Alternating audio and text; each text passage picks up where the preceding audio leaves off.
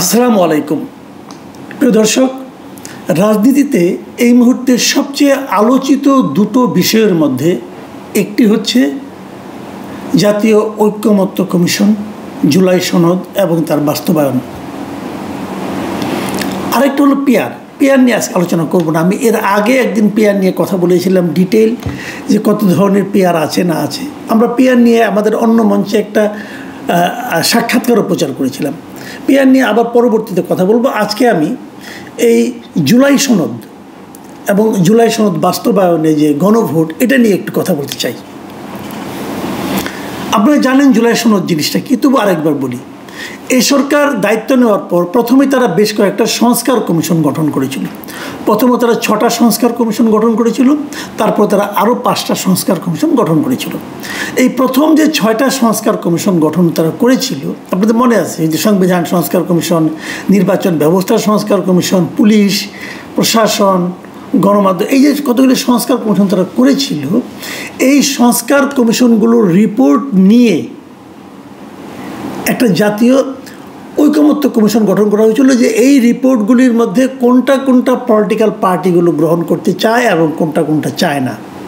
35টা রাজনৈতিক দল এই জাতীয় ঐকমত্য কমিশনে নিয়মিত বৈঠক করেছেন, অনেকবার তারা বসেছেন, কথা বলেছেন, একটা একটা করে পয়েন্ট ধরা হয়েছে এবং তারা এই পয়েন্টগুলো আগে একবার প্রস্ত আকারে, ছক আকারে পলিটিক্যাল পার্টিগুলির কাছে পাঠিয়েও ছিল। যাক, সেইগুলো নিয়ে তারা বসেছে, কথা বলেছে, তারপরে একসঙ্গে একবারে 84টা সংস্কার প্রস্তাব তারা মোটামুটি ঠিকঠাক করেছে। এই 84টা সংস্কার প্রস্তাব নিয়ে হচ্ছে জাতীয় আপনার ঐকমত্য কমিশনের প্রস্তাবিত জুলাই সনদ। এই 84টা, এর মধ্যে সবাই যে সবগুলিতে 84টাতে রাজি হয়েছে তা কিন্তু না। কেউ কেউ মনে করেন আপনার কোনো প্রস্তাবে তারা নোট অফ ডিসেন্ট দিয়েছে, আপত্তি দিয়েছে যে না, এটা আমরা মানি না, ওটা ওভাবে আছে, নোট অফ ডিসেন্ট সহই আছে। এরকম নোট অফ ডিসেন্ট দেওয়া যে কয়টা আছে সবগুলি মিলিয়েই কিন্তু 84টা। এখন প্রশ্ন হচ্ছে, এই 84টার ব্যাপারে মোটামুটি তারা একমত হয়েছে, তার মধ্যে কয়েকটাতে নোট অফ ডিসেন্ট আছে। এই 84টা সংস্কারগুলিকে নিয়েই হলো আমাদের জুলাই সনদ। এবং এই জুলাই সনদ বাস্তবায়নটা কবে হবে, কিভাবে হবে, এটা হলো গিয়ে এই মুহূর্তের মূল বিতর্ক। জুলাই সনদে কিন্তু মোটামুটি সবাই একমত। কয়েকটা নোট অফ ডিসেন্টকে যদি আমি হিসাবের বাইরে রাখি, ওগুলো খুব গুরুত্বপূর্ণ পয়েন্ট, তো ওগুলো পরে আলোচনা করা যাবে। তো এই যে একমত যেগুলো হলো, এখন একমত তো আপনি হলেন, কিন্তু আপনারা বাস্তবায়ন করবেন কবে? যেমন আপনি একমত হলেন যে প্রধানমন্ত্রী পদে এক ব্যক্তি 2বারের বেশি থাকতে পারবে না, ঠিক আছে, থাকতে পারবে না। এটা কবে বাস্তবায়ন হবে? এটা যদি 20 বছর পরে বাস্তবায়ন হয়, তাহলে তো এর মধ্যে 4বার থাকা হয়ে গেল, তাই নয় কি? বাস্তবায়নটা আপনি কবে করবেন, এটা নিয়েই মূল প্রসঙ্গ। জামাত ইসলাম, এনসিপি বলছে এটাকে আগে বাস্তবায়ন করতে হবে, করে বাস্তবায়নের পদ্ধতি কনফার্ম করে তারপরে এর উপর ভিত্তি করে নির্বাচন হতে হবে। কীভাবে বাস্তবায়ন করবেন আপনি? কতগুলি আছে সাংবিধানিক বিষয় আছে। সাংবিধানিক বিষয় তো রাষ্ট্রপতি অধ্যাদেশ জারি করে বাস্তবায়ন করতে পারবে না, তাহলে কীভাবে করবেন? সংবিধান পরিবর্তন করতে হলে সংসদের 2/3 সংখ্যাগরিষ্ঠতা লাগবে। এখন সংসদই তো নাই, সংসদ না থাকলে আপনি কীভাবে সংবিধান পরিবর্তন আনবেন? তো এগুলি কিন্তু বেসিক পয়েন্ট, আপনি গাইড জোরে করতে পারেন, পদ্ধতি টিকবে না। তাহলে এই জন্য তারা বলছে যে আমরা যদি সংসদ মানে কি, জনগণের প্রতিনিধিরা ওখানে বসে, ওকে। এখন আমরা যদি আরেকটা পদ্ধতি করতে পারি, সরাসরি জনগণের কাছে যেতে পারি, সেটা পদ্ধতিটা কি? তাকে বলা হচ্ছে গণভোট। আমরা জনগণের কাছে যাব, যে বলবো যে এইগুলির ব্যাপারে আপনার কি মতামত, এগুলো আমরা কিভাবে বাস্তবায়ন করব। এই হলো গিয়ে সর্বশেষ প্রস্তাব। এখন এই গণভোটটা আবার কবে হবে, এটা নিয়ে আবার আরেকটা বিরোধ। একদিকে আছে বিএনপি এবং তার সঙ্গে যারা আছে তারা বলছে যেই দিন জাতীয় সংসদ নির্বাচন হবে সেই দিনই গণভোট হতে পারে, একই দিনে। প্রত্যেকটা ভোটারকে 2টা করে ব্যালট পেপার দিবে, একটার মধ্যে গণভোট হ্যাঁ অথবা না বলবে, আর একটার মধ্যে জাতীয় সংসদের ভোট হবে। তো গণভোট ওই দিনই হয়ে গেল, একই দিনে খরচ বাড়ল না, খালি ব্যালট পেপারের খরচটা বাড়লো, আর সমস্ত আয়োজন তো একই সঙ্গে করতে হলো, খরচ কমল। এনসিপি এবং জামাতে ইসলামের বক্তব্য হলো যে এই গণভোটটা করতে হবে নির্বাচনের আগে, নভেম্বর অথবা ডিসেম্বরে। তো একটা এরকম নির্বাচন করতে গেলে যদি গণভোট আপনি করতে যান, তাহলে একটা জাতীয় নির্বাচনের যে খরচ প্রায় একই খরচ কিন্তু আর গণভোটও যদি আলাদা করে করতে যান খরচ কত হবে? প্রায় 1500 কোটি টাকা, কমপক্ষে, আর বেশিও লাগতে পারে। আমাদের নির্বাচনগুলিতে এরকম খরচই হয়। তো 1500 কোটি টাকা খরচ করে আপনারা গণভোট করবেন, করেন, কোনো সমস্যা নাই, টাকা আপনাদের অনেক টাকা আছে, করতেই পারেন, কোনো ব্যাপার না। তাতে ফলটা কী হবে? আসেন, ফলটা বোঝার জন্য আমরা বরং আমাদের এই দেশে এর আগে কয়টা গণভোট হয়েছে এবং সেই গণভোটগুলিতে কি কি বিষয় ছিল এবং কি ফল আমরা পেয়েছি সেটা নিয়ে একটু কথা বলি। কথা বললে আপনাদের কাছে জিনিসটা ক্লিয়ার হয়ে যাবে যে গণভোটের আমাদের কী দুরবস্থা। প্রথম গণভোটটা হয়েছিল 1977 সালে 30 মে। জেনারেল জিয়াউর রহমান তখন প্রেসিডেন্টের দায়িত্বে আছেন। উনি মোটামুটি গাইড জুড়ি দখল করে বসেছিলেন এবং তিনি ভাবলেন আমি যে রাষ্ট্রপতি হয়েছি, আমার তো কোনো ম্যান্ডেট নেই, অতএব এই ম্যান্ডেটটা জনগণের কাছ থেকে নেওয়া দরকার। তখন উনি একটা গণভোট করেন এবং সেই গণভোটে জনগণের কাছে, গণভোটের নিয়ম হলো আপনি জনগণের কাছে একটা প্রশ্ন করবেন, জনগণ সেই প্রশ্নের উত্তরে হা অথবা না বলবে। এই হলো গণভোটের বেসিক থিওরিটা। সেখানে জিয়াউর রহমান ওই গণভোটে কী প্রশ্ন করেছিলেন? প্রশ্নটা ছিল, আপনি কি রাষ্ট্রপতি মেজর জেনারেল জিয়াউর রহমান বীর উত্তম এর প্রতি এবং তার দ্বারা গৃহীত নীতি ও কার্যক্রমের প্রতি আস্থাশীল? এই ছিল প্রশ্ন। এই প্রশ্নের উত্তরে কেউ হা দিবে, কেউ না দিবে। সেই গণভোটে অংশ নিয়েছিল কত শতাংশ মানুষ? ভোটারের টোটাল যে ভোটার, সে ভোটারের 88.1% ভোটার সেই গণভোটে অংশ নিয়েছিল এবং যারা অংশ নিয়েছিল তাদের মধ্যে 98.9% ভোটার হাঁ ভোট দিয়েছিল। বুঝতেই পারছেন গণভোট কেমন হয়েছে, বোঝা যাচ্ছে যে কী হচ্ছে সেই গণভোটটা। তো সেই 77 সালের গণভোট,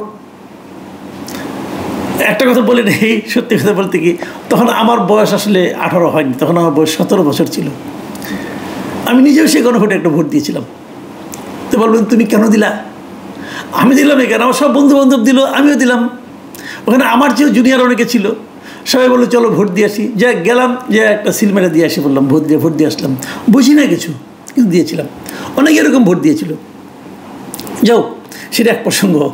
অন্য প্রসঙ্গে আসি। দ্বিতীয় গণভোটটা হয় 1985 সালের 21শে মার্চ। তখনও জেনারেল এরশাদ সেটা আয়োজন করছিলেন। উনি ওনার পূর্বসূরি জেনারেল জিয়াউর রহমানের অনুকরণে এই কাজটা করেছিলেন এবং উনিও তখন প্রেসিডেন্ট হয়ে বসেছেন এবং উনি প্রশ্ন করেছিলেন, ওনার জন্য যে প্রশ্নটা ছিল জনগণের কাছে উনার, সেগুলো আপনি কি রাষ্ট্রপতি এরশাদের গৃহীত নীতি সমর্থন করেন এবং আপনি কি চান জাতীয় নির্বাচনের মাধ্যমে একটি নির্বাচিত সরকারের কাছে ক্ষমতা হস্তান্তরের পূর্ব পর্যন্ত তিনি তার প্রশাসন পরিচালনা করবেন? এই হলো প্রশ্ন। আপনি হ্যাঁ বলবেন অথবা না বলবেন। সেবার 72% লোক, 72.2% মানুষ ভোট দিয়েছিল এবং হ্যাঁ ভোট পড়েছিল 94.5%। এই 72.2% ভোটারের মধ্যে 94.5% মানুষ বলেছিল যে হ্যাঁ তারা এটার পক্ষে আছে এবং তারা এরশাদকে প্রেসিডেন্ট হিসেবে চায় এবং আরেকটা নির্বাচনের আগ পর্যন্ত তাকে প্রেসিডেন্ট হিসেবে দেখতে চায়। 3 নম্বর গণভোট হয় 1991 সালে। সেবার প্রশ্ন করা হয়েছিল, সেটা ছিল আমার মনে হয় সেটাকে বলা হচ্ছে সাংবিধানিক গণভোট। আমার বিবেচনায় সেটাই ছিল সবচেয়ে জেনুইন গণভোট। সেটা ছিল এরকম যে যখন এই 91 সালে যখন নতুন সরকার আসবে, মানে খালেদা জিয়ার গভর্নমেন্ট যখন আসবে, তখন এই গভর্নমেন্টটা তো সংসদীয় পদ্ধতি সরকার হবে, প্রেসিডেন্সিয়াল পদ্ধতিতে থাকছে না। এই প্রেসিডেন্সিয়াল পদ্ধতি থেকে সংসদীয় পদ্ধতিতে যাওয়ার জন্য জনগণের একটা রায় তারা নেওয়ার জন্য এই গণভোটটা করেন এবং সেই গণভোটের প্রশ্নটা কি ছিল শুনেন। প্রশ্ন ছিল গণপ্রজাতন্ত্রী বাংলাদেশের সংবিধান ব্র্যাকেটে দ্বাদশ সংশোধন বিল 1991-এ রাষ্ট্রপতির সম্মতি দেওয়া উচিত কি না, এই ছিল প্রশ্ন। এই প্রশ্নে আপনি কী বুঝলেন? কিছুই বুঝলেন না। দ্বাদশ সংশোধনীতে কী ছিল আপনার মনে আছে? মনে নাই।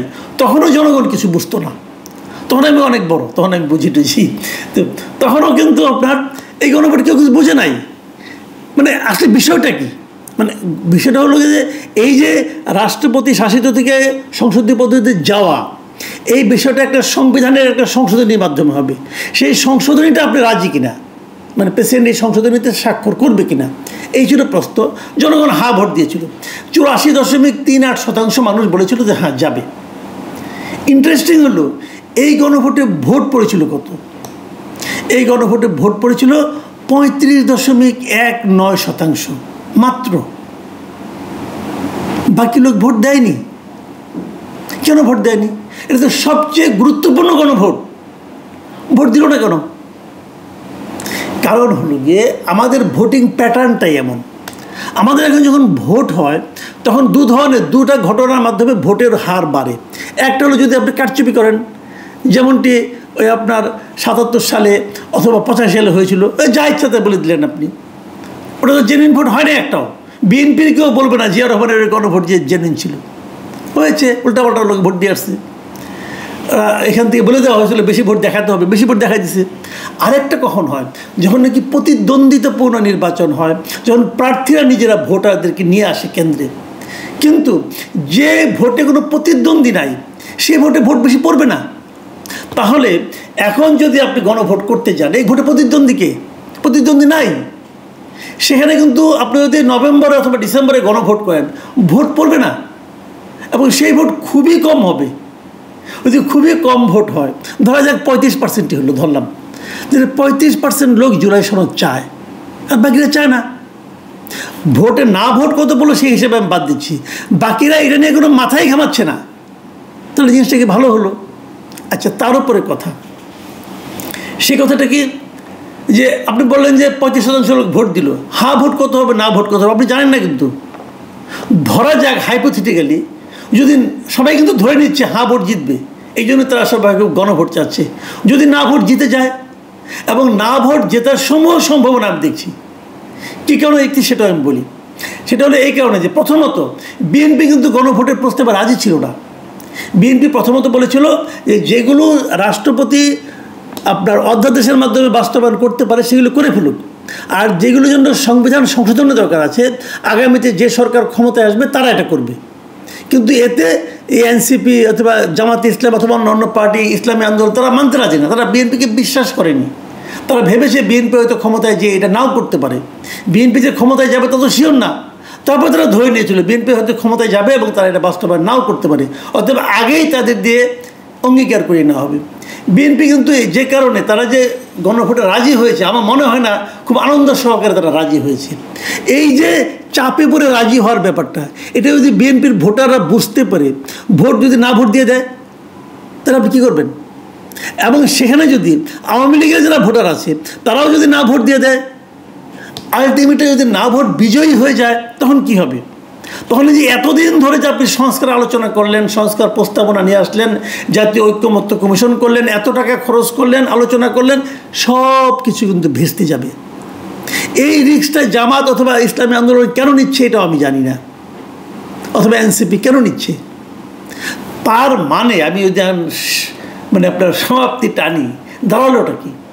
দাঁড়ালো হলো এই জুলাই সনদ করে যে চিৎকার করছে সবাই, গলার রগ ফুলিয়ে ফেলছে, এই জুলাই সনদের ভবিষ্যৎ আমি দেখছি অনিশ্চিত। এবং এটা কিন্তু আমি শুরু থেকেই বলে আসছিলাম যে এভাবে হয় না। কতিপয় এনজিও, কতিপয় বিদেশ থেকে ভাড়াটে বুদ্ধিজীবী এনে আপনি আমার দেশের রাজনীতিবিদদের রাজনীতি শেখাবেন, এটা হয় না, এটা কখনোই হয় না। এরা কেউ কিছু বলছে না, ওই প্রতিদিন রিমান্ডে নেওয়ার মতো করে আলোচনা করেছেন। ওনারা গিয়েছেন, কেন গিয়েছেন? যাতে নাকি ওনাদের উপর দায়টা না আসে, এই জন্য গিয়েছেন। খুব খুশি মনে গিয়েছেন বলে আমি মনে করি না। প্রিয় দর্শক, আমি যেটা বললাম, হয়তো এতে আপনারা হতাশার বাণী খুঁজে পাচ্ছেন, হতাশার ভাবছেন যে জুলাই সনদ তাহলে ভবিষ্যৎ অন্ধকার। আমি সেরকম বলছি না, আমি চাই যে একটা কিছু হোক, ভালো কিছু হোক, কিন্তু যেভাবে অগ্রসর হচ্ছে সেখানে ভালোটা কিভাবে হবে সেটা আমি বুঝতে পারছি না। আপনারা ভালো থাকবেন, আপনাদের মতামত দেবেন, এই নিয়ে পরে আবার কথা বলা যাবে। আল্লাহ হাফিজ।